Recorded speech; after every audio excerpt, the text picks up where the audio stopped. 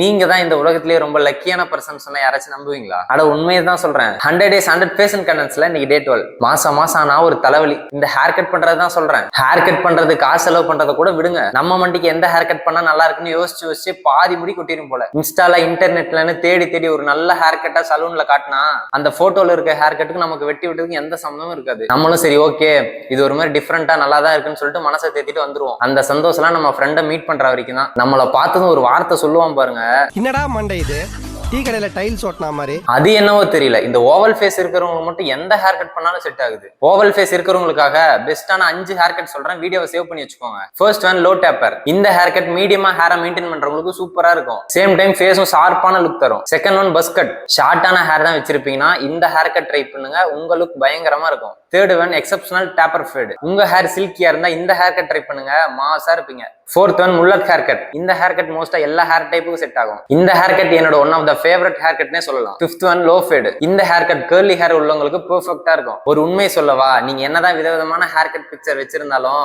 எல்லாம் hair cut பண்ற ஒரு கையில தான் இருக்கு. இந்த மாதிரி ரெகுலரா ஃபேஷன் கண்டென்ட் பார்க்க என்ன ஃபாலோ அண்ட் சப்ஸ்கிரைப் பண்ண மறந்துடாதீங்க.